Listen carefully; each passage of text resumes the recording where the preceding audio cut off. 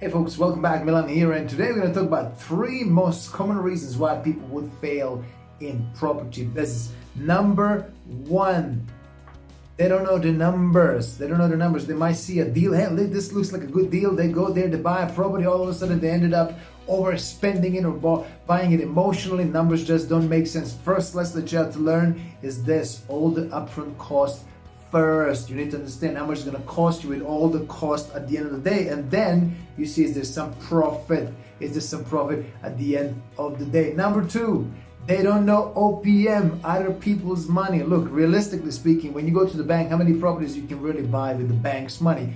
Provided you get approved for that bond, right? Provided you have a good credit score, good salary, how many you can buy? Maybe one at that point of time, right? Can you buy another property down the line? That's a difficult question. Most likely not. You have to wait for a while until you buy that other property. And then the thing is, realistically, what's happening right now, most people buy a property through a bank, and now their logic, their strategy is, hey, I'm going to wait for another 10, 15, 20 years until that value goes up with this property, and eventually it's going to be double the value. And what are you doing for those 10, 20 years? You're just waiting for the value to go up. What if you lose your job? What if something happened to that property? Another COVID happened. What's going to happen with that property? Yes, it's going to lose the value. It's going to be very, very, very difficult for you to see some value. What if you learn some other people's money, other ways of raising funds? Look, did you know there's like 10 different ways of funding apart from the banks? So if you know 10 different ways of funding, then it becomes much easier for you to raise funds, to have more deals. Realistically speaking, we can look at least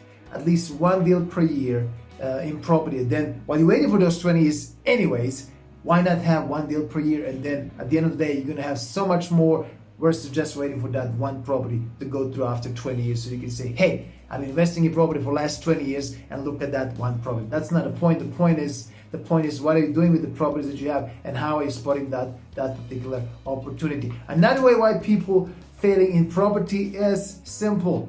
You don't have a mentor. If you don't have a mentor, most likely you will fail. Why? Look, simple. You might decide to go into property. You might decide to buy that property below market value, and now you can call yourself investor, right? But the problem is, in order to grow that portfolio, you need to learn something different, because the knowledge that you have brought you only to that point where you are today. If you have where you're right now today, don't change it. Looks like it's working. But if you want to go to the next level, the thing is you have to learn something different. If you want to go into developments, residential, commercial, one day maybe own a hotel, then you have to learn something different. Yes, you can try to do this by yourself, but at some point you'll encounter so many different obstacles.